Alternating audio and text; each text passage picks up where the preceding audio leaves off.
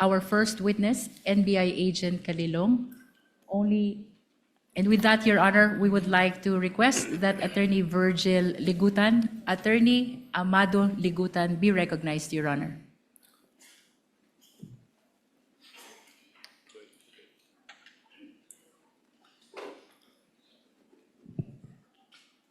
For the record, Attorney Ligutan will be representing the Council for Prosecutors, and on the part of the respondent, it will be Attorney Narvasa. That will be correct?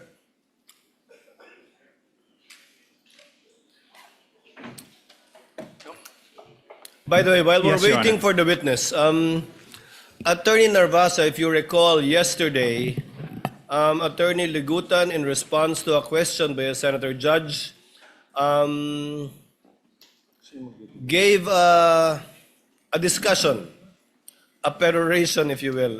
But yesterday I said we will be giving counsel the same opportunity.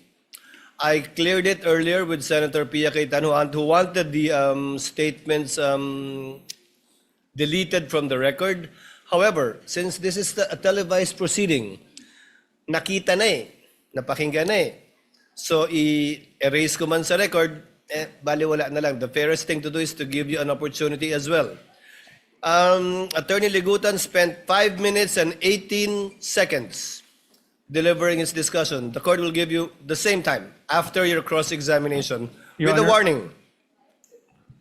With a warning and reminder from the presiding officer that the presiding officer will not tolerate such perorations again by either party. Even if it is in response to a question of a senator judge, and the presiding officer will try to remind as best we can senator judges to let the witnesses present the evidence of both parties instead of the counsels presenting both facts and law through their statements. Senator Judge Cayetano, Alan. I'd like to thank the presiding officer for prudence, for wisdom in trying to resolve this issue. And I do understand that we are 24 people, all elected by the people, all wanting justice, all wanting a fair trial. Having said that, prudence dictates that we stop ourselves from asking certain questions that can prejudice the whole trial, whether or not our intention is to do so. So the problem is well stated by the presiding officer that if we simply delete from the record, mapapanood nyo na rin naman sa YouTube yung magandang discussion ng prosecution. So on one sense, it is fair to give the defense a chance to answer. But on another sense, it's unfair. Why? Because whoever phrases the question, lamang na eh. Kasi yung question nga is, why is this an impeachable offense? So for example, if I was the one who stood up yesterday and I asked the prosecution, why is this a political vendetta? And why is the House not investigating the flood control instead of investigating the Vice President? That would be unfair. That would be unfair to the House. That would be unfair to everyone. So simply giving the prosecution the chance to answer that question I asked would be unfair to everyone. So I do not know the solution. I accept the solution of the presiding officer. Now let's not tolerate any more questions like that. I agree with Senator P. I don't like being called out. But that's the role of the presiding officer and the Senate President. No. So sana yun lang, no, na one, when we ask the questions, we'll make sure it doesn't prejudice the whole trial. Whatever we say here, may ma-accuse na lawyering for the prosecution or defense. Okay lang yun. Okay lang yun. Sa prayer nga kahapon, di ba? Basta't justice, bahala na magalit. Okay. But my last point, Mr. President, let's give the defense a little latitude in not only answering that question, but what you want to say. Because nga, the question is unfair. So if you're simply going to answer that question, then it won't solve the problem na nakapagsalita sila 5 minutes, kayo nakapagsalita. So we'll consider, personally, I'll consider the very eloquent answer yesterday as a sort of a closing. So same, personally lang, Mr. Presiding Officer, give the latitude to the defense na parang closing din. whatever, because they have affirmative defenses. And they did not push us to hear that. They went straight to trial. So dun din sa mga nagsasabi na delay sa dami ng objection, that's unfair. No?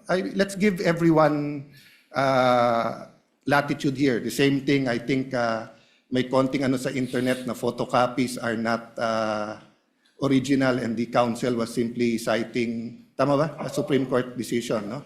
And the rules of court. And the rules Your of Honor. court. So I'm just saying it's an emotional issue. So all of us will be hit, badgered, whatever. I think trabaho naman nung witness natin, bantayan yung internet. So as long as hindi foul, hindi threat. But having said that, Mr. President, let's give each other leeway, but only to the point that the trial will not disintegrate, di ba, into a political fiasco or circus. Thank you, Mr. President.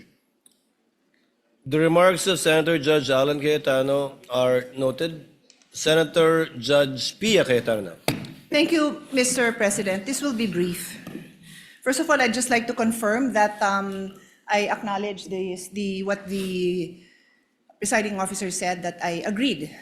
Basically, I'm withdrawing my motion in the interest of fairness, because the delivery of justice is about fairness. So kung nakapagsalita nga ang prosecution with their closing statement, di pwede rin dapat mag-closing statement ang defense, no? So I am amenable to that. But very, very, very briefly, Mr. President, I'd like to put on record, why are we being strict about the rules? Why do I have to bother standing up? Well, because nothing in this world will run well without the rules. Now, my colleagues, the Senate is a basketball-loving Senate. Dami dito, hilig mag-basketball. Kung ako volleyball player, colleagues ko basketball. I'll use basketball as an example. Will you have a decent basketball game if there's no rules? No, there's rules. That's why we stand up. And then sometimes there are also opportunities to question the rules. That's also fine. But that's why we have to stand up and call the attention of the presiding officer when we feel that the rules are being violated.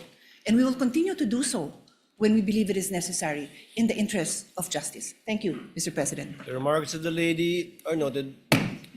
Since we are discussing housekeeping chores and matters, let the presiding officer continue with the same. The presiding officer will call for a break midway through in order to afford the parties 15 minutes to relax, go over their notes, and do their thing. In regard to senator judges or counsels for the parties who are not on deck, you're free to answer the call of nature in the least disruptive manner possible and return afterwards outside of the 15 minutes that we will be doing halfway through the proceedings. And finally, a request has been brought to the presiding officer to request as well the senator judges to lower the tone of conversational voices, because I think where you're seated is an echo chamber. Naririnig sa iba't ibang sulok ng plenaryong ito yung mga sinasabi din ninyo, at hindi rin nakakapag-concentrate yung ilan sa ating mga kasama na nakaupo sa paligiran ninyo.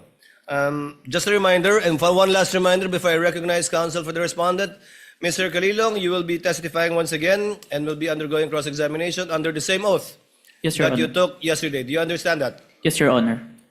Thank you, counsel for respondent, Attorney Narvasa. If you're ready, you may proceed with your cross-examination. Your Honor, may I be allowed to approach a witness? You may do so. Thank you, Your counsel. Honor. Good afternoon, Mr. Calilong. Dr. Nuncio. During your direct examination, you testified that you were trained on photo and video authentication. Yes, sir. You said that you were trained for 2 weeks? Specific for photo and video, sir. Sir, my questions are answerable by yes or a no. Can you Yes, sir. please constrain yourself to these questions, unless I tell you, okay? Objection to that, Your Honor, please. And you got this training Your Honor, from can I Max. object to that? I have to Before make an counsel for objection. respondent proceeds, Counsel for the prosecutor, to let the presiding officer Your Honor. recognize you first. You are so recognized, sir. What is your objection? Thank you so much. Inasmuch as I would like to accommodate the defense that in asking the question that the witness is to be limited to a yes or no question, Your Honor, please. Unfortunately, Your Honor, please, that's not sanctioned in the rules. There's nothing in our rules that would allow a defense to constrain a witness, even on cross-examination, to answer the questions by a yes or no answer. It's not in the rules. So, Your Honor, please, we cannot constrain a witness to answering either a yes or a no. The witness should be able to qualify. The usual answer by the defense is that it could be handled by the prosecution on redirect. But that is not the case, Your Honor, please. So long as there is nothing in the rules that would allow the defense to constrain the witness to answer yes or no, the prosecution will vehemently object to that, Your Honor, The please. presiding officer May I, Your overrules Honor? the presiding officer overrules the objection. The counsel for prosecutors can make a continuing objection regarding this matter, but it is the position of the presiding officer that the witness is seasoned enough. According to his testimony yesterday, he has attended over, if I recall correctly, 30 hearings already. So he would know how to respond and to explain if the need would arise. And it's up for counsel for the respondent, if at all, to strike out whatever answers that are not responsive to his question. Counsel for respondent may proceed. Thank We you. would abide, Your Honor, we would abide. Thank you, counsel for the prosecutors. And you testified that you got this training from MaxCore Interventures, Yes, correct? sir. And you said that the training you got from MaxCore Interventures was in digital forensics. Yes, sir. I have with me in Articles of Partnership of MaxCore Interventures Co. You see that it states that it is the Articles of Partnership of MaxCore Interventures Co. Whether the videos presented yesterday are AI generated or authentic.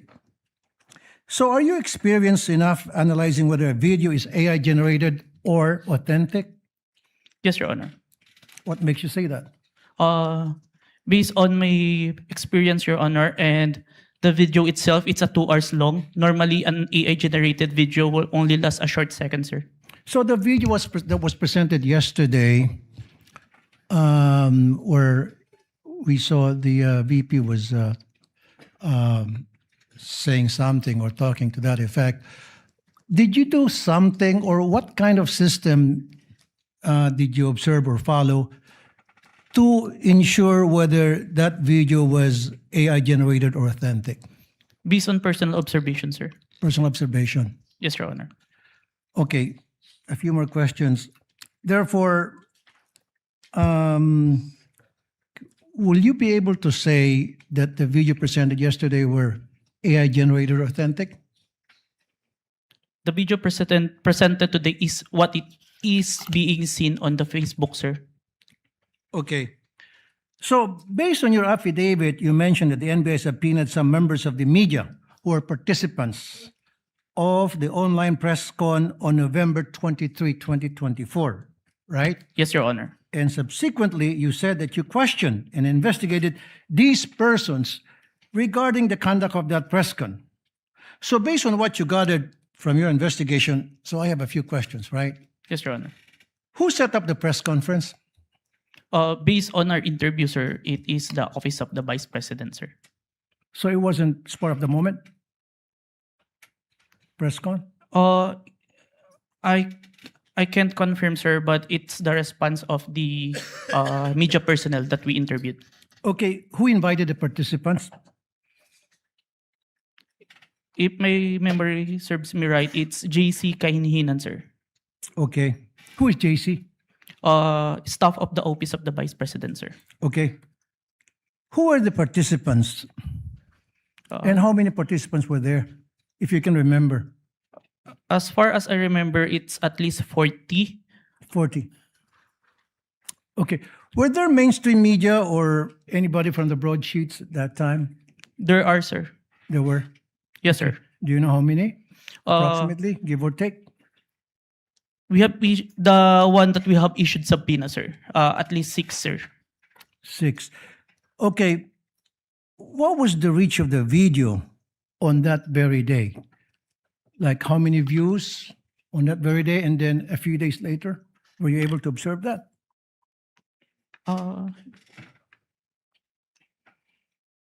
I can't remember, sir. You can't remember. Okay, how did it spread? O paano kumalat sa SOCMED yung videos that was presented yesterday, as far as you know, when you did an investigation?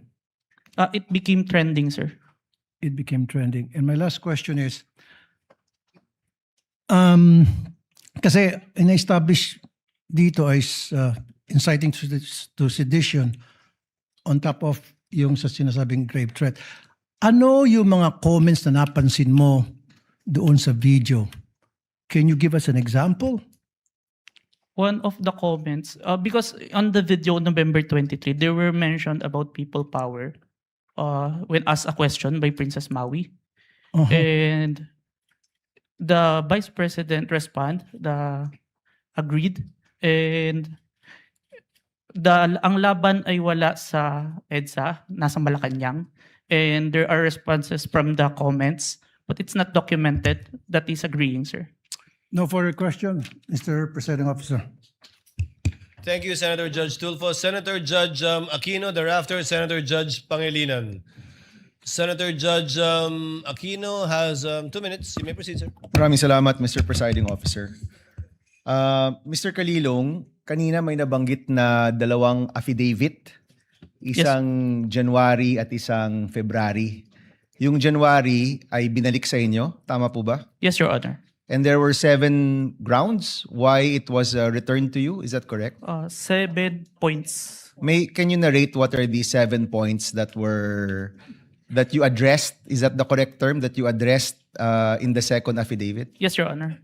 Can you name them, please? May I have the certificate, sir? The certification, was it counsel for the respondent? Your Honor, may I approach? Yes, you may approach and show him the document being alluded to by Senator Judge Aquino.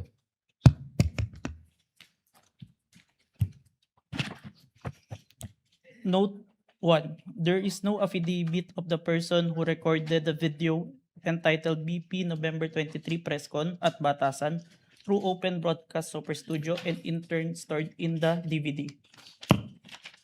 Number 2.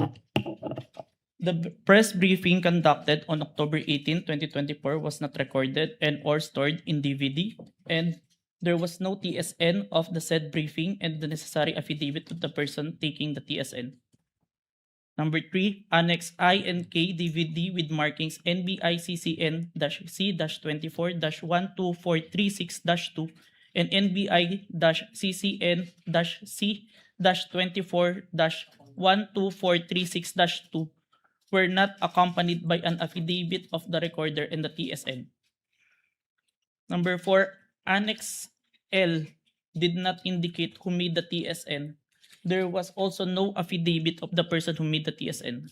Number 5, the affidavit of what Patricia Morales mentioned that she stored the footage in a USB and submitted to the NBI. However, there was no USB attached to the complaint. Only DVD was attached. There was no detail regarding the content of this DVD. Number 6, only the minutes of meeting with several personalities and representatives from various media outfits were submitted. Although the minutes were signed, there was no individual affidavit executed regarding to the contents of the said minutes. Number 7, one of the elements of crime of grave threat is that the offender threatens another with the infliction upon the latter's person, honor, and property, or upon that of the latter's family, or if the wrong amounting into a crime. In the instant complaint, only the NBI executed an affidavit and there was no participation on the part of the offended party, as it appears in the NBI is not the offended party of the crime of grave threat. Okay, so nakuha mo yung nag-submit kayo, yan yung binalik sa inyo, and then you did your best to correct all those items, is that correct? Yes, Your Honor. Okay, the first 6 are technical, no? Yes, Your Yung Honor. panghuli is a... Just to assist the court in evaluating the relevance and weight of the government security response in determining whether the respondent's conduct constitutes an impeachable offense. May we know from the witness could the witness explain yung threats po ba, how threats against the president are ordinarily assessed by the government? Kasi dito yung lumalabas yung pag-weigh natin whether or not Press conference and yung utterance po ni Vice President narinig po nila. Okay, I believe ilan dito sa mga personalities ay ipapatawag rin. So tatalon ako sa ibang topic. Nakita ko kanina itong tungkol sa MaxCore Interventures at nakita ko kanina pinakita yung Articles of Incorporation. Mukha siyang supplier ng equipment. Ngayon, nasabi rin na doon ka nag-training for 2 weeks. Sino nagbayad ng training? Sir, the training is included in the procurement of digital forensic tools. In the procurement document, it ni-require po si MaxCore na mag-provide po ng training included in the equipment, sir. Yung paggamit ng equipment. Tsaka yung yung process po ng digital forensic as a whole. Yung kanya lang pag sila ba ay 'di ba sa mga IT, let's say Oracle, alam natin kilala yan pagdating sa IT. Si MaxCore ba ay kilala pagdating sa digital forensic training? Kasi pag nakita ko kanina talagang supplier sila, but are they a well-known or internationally renowned training organization? It's not the MaxCore itself, but it's the trainer that they provide, sir, that is capable in training us, sir. Itong trainer na ito, certified siya in this type of technology? Yes, sir. The trainer has a lot of certifications in relation to digital forensics, sir. Can you name a few certification na meron itong trainer na ito? I can't remember, Like, let's sir. say Oracle or let's say Microsoft, di ba? May mga ganyan No, yan. sir. CompTIA, sir. CompTIA training. I believe he also have a certified ethical hacking certification and a lot more, sir. When it was presented to us, sir. All right. So itong mga trainers nito ay certified trainers na pwedeng mag-train sa iyo at magiging certified ka rin. Yes, sir. Initial na akong certificate, sir. Lastly, Mr. Presiding Officer, after training, nakakuha ka ba ng certification na katulad sa kanila? No, sir. But that certification that I was trained by them, sir. Pero ikaw mismo, are you certified I have- to do forensic examinations for your purpose and responsibility? I have a certification, sir. I am a certified computer hacking forensic investigator, sir. Itong forensic analysis, meron kang for this purpose, itong pinag-uusapan natin. The computer, the authentication, sir, part? Or as a whole, sir? As a whole. I have a certification in computer hacking, sir, specific. But I have trainings in relation to the... Iba yung hacking eh. Yung pinag-uusapan natin, forensic examination ng video, forensic examination ng mga ganitong bagay. Meron kang certification doon? I have certificate, sir. All right. Thank you, Mr. Presiding Officer. Senator Judge Erwin Tulfo, thereafter Senator Judge Marcos. You may proceed, sir. You have 2 minutes. Maraming salamat, Mr. Chair, Mr. Presiding Officer. Ang katanungan ko po ay para sa ating testigo. Batid ko po na sa ilalim ng Republic Act 10867, sa ilalim po ng Section 4, ang kapangyarihan po ng inyong ahensya na mag-imbestiga kapag ng mga krimen, partikular na Your Honor. And was this, is there an interagency also or just purely NBI? Don't have personal knowledge. Maybe our chief, sir, has the Okay. knowledge on that, sir. Yes. No, that's all I asked for naman, yung personal knowledge. Yes, Your Honor. So pakiulit mo yung sinabing, how exactly sinabi sa'yo na tignan mo yung video, imbestigahan mo, or may statement? So, To be specific, sir, as far as I remember, may statement si Vice President regarding the November 23 press conference na kung saan may pagbabanta na naganap, Okay. pakiimbestigahan. Pakiimbestigahan. So ganun ka-general. May Yes po. pagbabantang naganap, pakiimbestigahan. Yes po. And you proceeded by watching the video. Yes, Your Honor. And when you watched the video, you got to the part na may pagbabanta. No, Your Honor. I first don't know which part of that. So you watched the whole video, of course. First, the clippings, Your Honor. Okay. Then, I look for the whole video, Your Honor. Then you watched the whole video. Yes, Your Honor. And thank you for your honesty. So after the clipping, tapos the whole video, what did you do next? You reported or you made your recommendations? I don't understand the process lang kasi. Upon identifying the whole video, I informed my executive officer that I identified the video, Your Honor.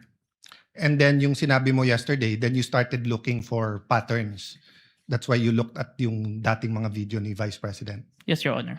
So you started investigating the threat against the President, the First Lady, and the former Speaker of the House. Yes, Your Honor. Did you investigate the threat against the Vice President? We tried, Your Honor. How did you try? It is included in our letter to the Vice President, Your Honor. That's why we were inviting her to proceed to our office to investigate the threats to her life, Your Honor. How about the vlogger who asked her about Oplan or whatever they call that Romanov? Did you invite them? Yes, Your Honor. And did they testify? The Princess Maui did not appear, Your Honor. Did not appear. Did you also look for previous videos that are threatening to the Vice President? We look on the Romanov part, Your Honor. Okay. But we identify a different person who first mentioned the Romanov, Your Honor. Did you coordinate with the PSG? I have no personal knowledge, Your Honor.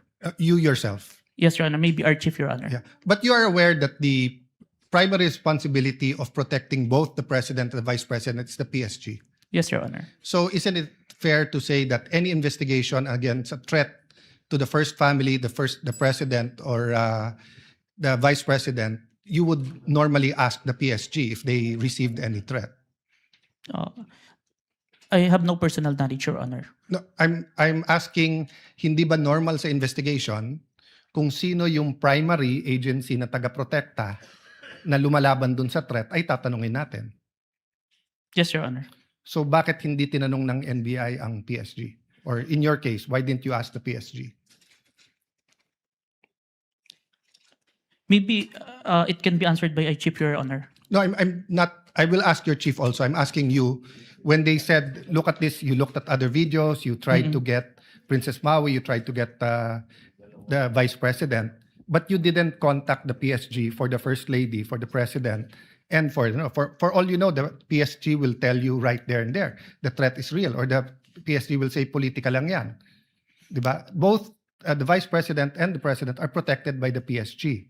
So why wasn't so nakalimutan lang or wala sa procedure nyo or Your Honor, there is already a statement from the National Security Council, Your Honor, that it is an active threat, Your Honor. That's why we start investigation. yes, and the primary group that will know if it's an active threat is the PSG. So if this was the United States, it will be the Secret Service.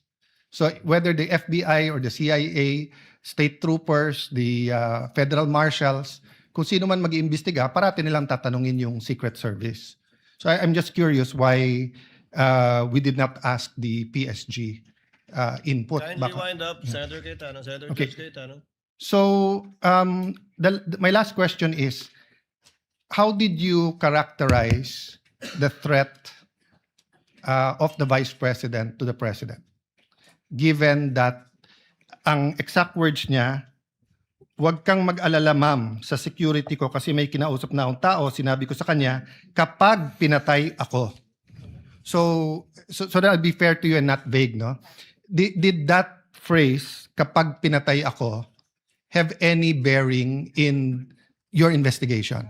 Yes, Your Honor. And what was that bearing or thoughts in your mind? First of all po, dun sa statement, may nakausap na po. It already took place before pa yung mangyari yung meeting. And nung Excuse me, condition, I'm not talking about yung may kinausap na para pumatay. Ang sinasabi ko yung sinabi niya na pag pinatay ako. yes, Your Honor. How did that affect your investigation? There is a condition na kapag pinatay siya. But as we can see, it's only applicable if there is only two parties. The statement make a loophole wherein a third party can use that na kapag namatay si BP, ma-execute ngayon yung statement ni BP na may nakausap na siya without the participation of the one mentioned, the President, the First Lady, and the Speaker of the House, Your Honor. That's fair. But what I'm saying is that in your reports, did you characterize it as a conditional threat? Kasi kung hindi naman siya pinatay, the logical implication is that there's no threat against the... So I'm not saying it's not illegal, immoral to contract a killer. I'm just trying to follow the logic na pag sinabi kong pakukulong kita, Mr. Witness, pag nagsinungaling ka under oath, then it's actually not a threat. It's a legal... I'm just telling you the law, di ba? Pero Yes, pag sinabi kong pag hindi ka sumunod sa akin, anuin kita. So that's my last question lang. So how did you characterize that? It wasn't a conditional in your mind because may kinausap na? Even with or without, sir, it's still considered a threat as long as the I person... have no doubt there. I'm just asking, is it a conditional threat?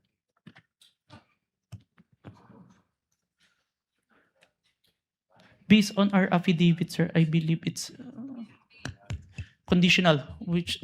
Based in your affidavit. Affidavit. But your initial assessment, yung personal mo as an investigator, this is an investigation of the whole NBI, but yung personal mo.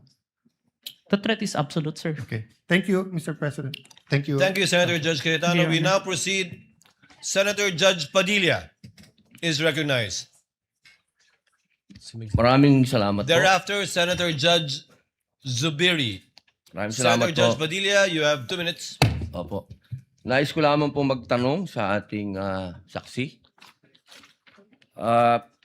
Ginoong saksi, kanina po kasi habang nagkakaroon ng pagdinig, ako po'y laging iistorbo dahil tuwing may itatanong, mag-o-object, medyo magulo po eh. Pwede po bang sagutin po ninyo ako dahil noong pong February 5, ang sabi po dito ay insufficient po yung na hindi dapat makarating na sa preliminary investigation. Tama po ba? February 5 po yon. May certification, sir. Yes po. Opo. Tapos nung February 14, naging sufficient na for conduct of preliminary investigation. Nasagot po ba yung 7 na sinabi dito na para, ang sinasabi po kasi dito nung February 5, merong 7 na kulang. I believe so, sir. That's why we have received a certification, sir. Ayun. Kasi po, parang narinig ko kanina, hindi po naibigay yung original copy nung sinagawang interview kay Vice President Sara Duterte. Yung original po na kopya, kung sino po yung nag-record. Wala po kayong affidavit? Meron po ba kayong affidavit na nakuha nyo? Yes, sir. Ako po yung ang inire-request po ng DOJ dyan is affidavit po nung nag-screen record, which is my affidavit, Your Honor. Meron po siyang affidavit? Ako, sir. Ako po yung nag-execute, sir. Hindi po yung mismong tao? Yes po. Ang hinihingi po kasi ni DOJ is kung sino yung nag-screen record through OBS, sir. Hindi po yung mismong tao? Yes, Your Honor. Kayo lang po yung nag-affidavit? Yes, Your Honor. Pero meron po kayong ng pagkakataon ba na nakausap niyo yung tao at nagbigay siya ng affidavit? May I clarify, Your Honor, if sinong tao yung tinutukoy? Yung nag-record po? Ako po yung nag-record through OBS, sir. Hindi po. Yung mismong nag-record po kay Inday sa Vice President. Nakausap niyo po ba? Yung raw file po. Kasi napakahalaga po nun. Kasi doon po natin malalaman kung original ba o hindi. The video itself, sir, is publicly available. That's why I performed the recording, sir. Opo. Pakisagot na lang po, mahal na saksi, kung nakuha niyo po ba yung original. Yung original, hindi po yung galing sa internet. The original, no, sir. Yun lamang po. Maraming salamat po. Thank you, Senator Judge Padilla. Senator Judge Zubiri, you are recognized, sir. You have 2 minutes. Maraming salamat to our presiding officer. Magandang hapon po, Sir Witness. Good afternoon, Your Honor. Good afternoon. Gusto ko lang magtanong, clarificatory questions lang po ito. Dito ba sa ating bansa, dahil tinatanong ko po ito sa inyo, dahil kayo po investigating body, sa ating bansa, meron bang specific law pagdating sa mga banta sa Pangulo, Pangalawang Pangulo at kanyang mga successors? Or yan ba'y pasok lang sa grave threats, which is applied sa lahat? Applicable sa lahat ng tao? Based on my personal knowledge, sir, it's only on the grave threat, Your Honor. Which is applied to everyone, if I'm not mistaken. No? Kasi sa batas sa Amerika, sa Estados Unidos, meron po tinatawag na number 18 under the United States Code, Section 871. There is a specific law na pinagbabawal po itong mga threats to the President, Vice President, and its successors. May jail time po ito at may fine na malaki. As a matter of fact, dito sa panahon ni Pangulong Trump, marami na po silang kinasuhan at hinabla at napasok sa kulungan dahil sa paglabag nitong batas na ito. At Secret Service po ang sumasagawa ng investigasyon. Sa atin ba dito, ang NBI ba ang nabigyan po ng kapangyarihan para gawin itong investigasyon under your new NBI code? Under our law, sir, the new NBA law, included po yung investigation to the threats to the life of the President, the Vice President, the Speaker, the Senate President, and the Supreme Court, sir. So, klaro na kayo, nasa kapangyarihan ninyo. Kasi hindi pwede sa Presidential Security Group. Hindi katulad sa Estados Unidos, yung Secret Service ang talagang nanguhuli at nag-imbestiga. Sa atin dito sa Pilipinas, ang NBI po ang nangunguna sa investigasyon. Tama po ba yan o mali? It is within our law, sir. Okay. And this is just food for thought because not only are we senator judges, we're also legislators. It may be time that we also craft a law that will be specific on threats made to the President, Vice President, and its successors, meaning the Senate President, the Speaker of the House, and the Supreme Court Chief Justice. Sa Amerika kasi, sa batas po nila, and I'll just wrap up, the defendant, to secure conviction, the defendant communicated a threat. The defendant understood and intended the statement as a true threat. Hindi po niya sinabi joke only in the end. And pangatlo, the defendant knowingly and willfully makes the threat. So just food for thought as legislators as well. So maraming salamat po, Mr. President. Thank you, Senator Judge Zubiri. We now proceed to where we left off. I believe that was the redirect of the counsel for the prosecutor. Just out of curiosity, without any pressure, because I promised I would declare a break somewhere in between. Depending on how long your direct and recross would be, I can call the break after the recross and the statement of the counsel for respondent, so that we break on a good point before we call on the last witness for today. Yes, counsel for the prosecutors. As to the question, if the prosecution will do the direct examination, The redirect. Kung mahaba-haba sorry, pa the yung redirect examination after the cross-examination of the defense, the prosecution decides not to conduct a redirect, Your Honor, please. Thank you, counsel for the prosecutor. Counsel for the respondent, do you want to begin to utilize your time now? Your Honor, I will turn over the mic to my co-counsel. He will also be the cross-examiner for the next witness. But Your Honor, please, sorry. May I make a manifestation, Your Honor, please, before we proceed, Your Honor, please? A manifestation as to the In statement. connection with what, counsel for the prosecutors? As to the manifestation earlier, that all the documents that were confronted, that were Yes. presented to the witness, I believe that the defense said that all those exhibits were pre-marked. But based on our records, Your Honor, please, and then I hope the defense will clarify this for the record.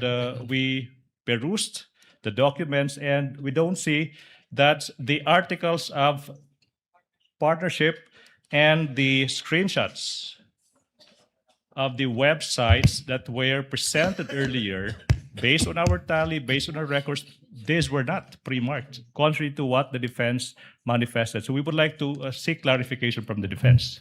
That is correct, Your Honor. Those 3 documents were not Noted remarked. and entered into the records. Thank you so much. Given that there is no redirect and recross, counsel, can you state for the record your name? Good afternoon, Your Honors. I am Mark Sivin Luan for the Vice President. Sir, you're aware of the situation.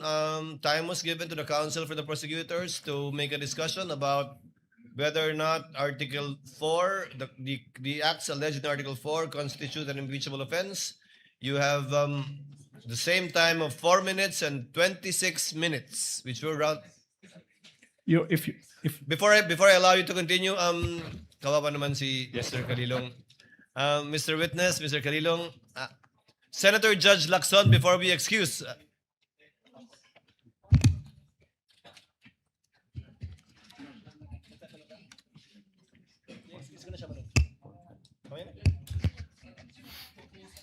Senator Judge Soto is recognized. Sir, what is your pleasure, sir? Mr. President, Mr. Presiding Officer, are we going to dispense with the witness already?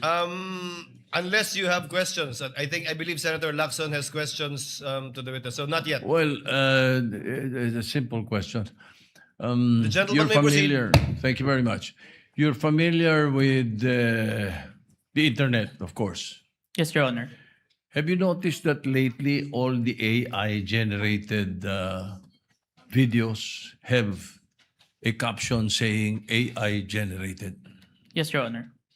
Kaya pag walang nakalagay na AI-generated, siguradong hindi AI-generated? Not Yes, Your exactly. Honor. Today, Your Honor. Yes, lately, no? Lately, Your Honor. Lahat nakalagay. Pag AI-generated, nakalagay AI-generated and Meta does not allow it. Right? They allowed it, but there is a AI info part. Correct. On Let's the say post. there is a manifestation. Yes, that Your it's Honor. It is AI-generated. explicitly mentioned that AI. So you're aware of that. Yes, Your Honor. Thank you. That's it. Senator Judge Lacson, you likewise have 2 minutes, sir. You may proceed. Thank you, Mr. Presiding Officer, Mr. Senate President. I have questions para sa ating testigo. Since you are presented here as an expert witness, alam nyo, nagkusort din ako sa digital forensics expert para lang makonvince sa sarili ko. No, my first question is, in this day and age of artificial intelligence, no, will you agree with me na it is almost impossible to distinguish an AI-generated video from the original? It Almost is- impossible. Yes, Your Honor. It is hard, Your Honor. Yeah, very hard, di ba? Very difficult. So kasi ito, impeachment trial, ano? Kasi sa court, ginagamit talaga yung expert testimony ng digital or computer forensics expert. Now, you may or may not answer this question kung classified, ano? Gusto ko lang malaman, ano ba yung digital forensic tools na ginagamit din sa NBI? Currently, I'm not familiar. But during the time na nandun po ako sa Digital Forensic Laboratory Division, meron kaming Encase Forensic, Celebrite, and Amped Authenticate, sir. Amped Authenticate, sir. Ang balita ko, yung AMP 5 or AMP Authenticate, di ba? Amped Authenticate, sir. Ito yung ginagamit ninyo. Ito, capable ito na magsagawa ng reverse image, a photo or video, di ba? Yes, Your Honor. Okay. Ito ba yung ginamit mo? For this part, Your Honor, the OBS only, Your Honor. Bakit hindi nyo ginamit ito? The duration is too large, Your Honor, the 2 hours.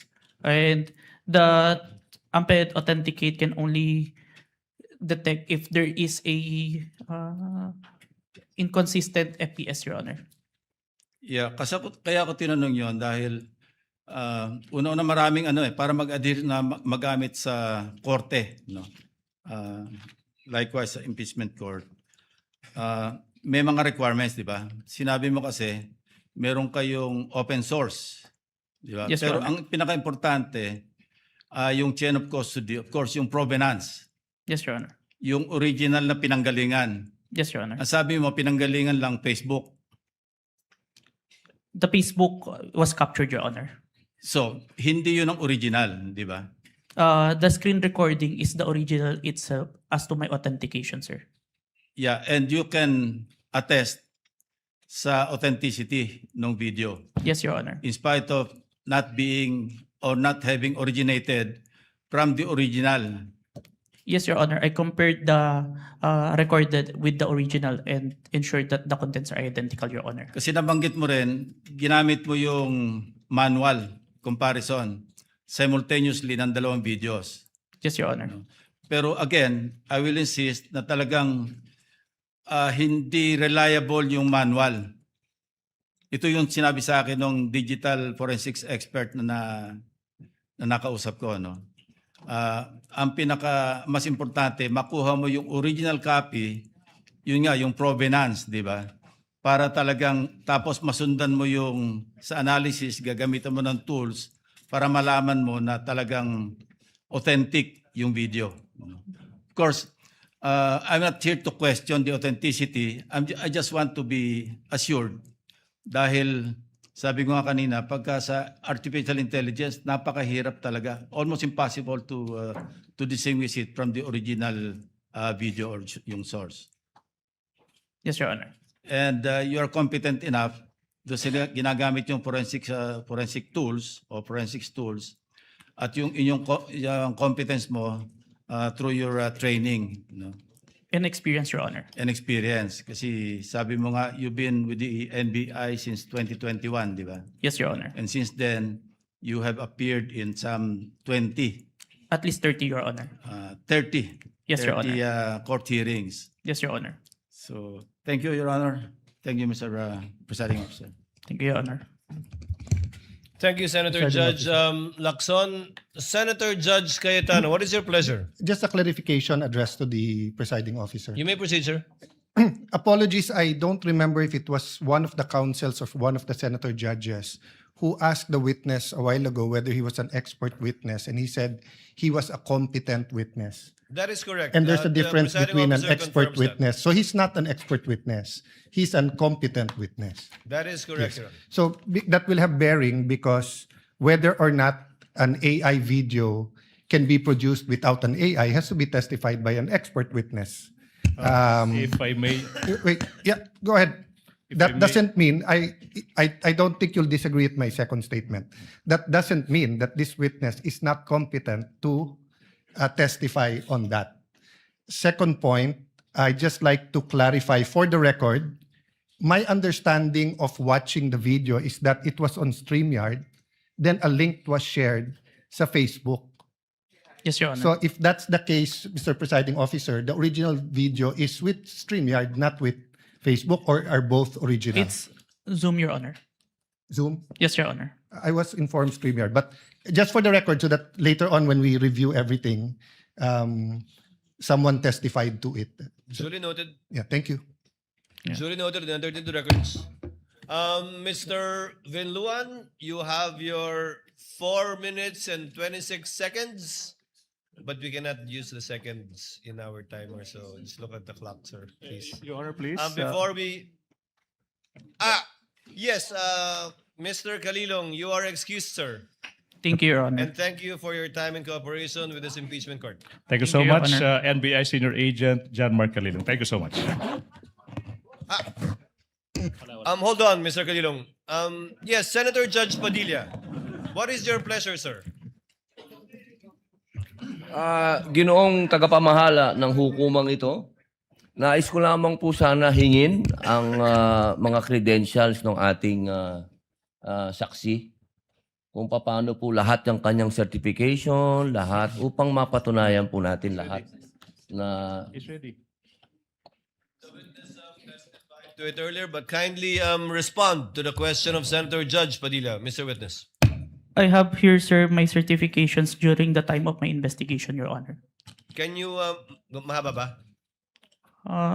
I can read, Your Honor. Mahaba ba? Hindi. ibigay na lang po siguro sa Kindly atin. just submit it to us, yes, please. Opo, Yes, submit Your na lang po. Thank you, Your Honor. If that is okay with Senator Judge Padilla. Thank you, sir. Mr. Kalilong, you are excused, sir, and thank you for your time and cooperation with the impeachment court. Thank you, Your Honor. The presiding officer will just wait for the witness to leave the premises before recognizing Attorney Binon.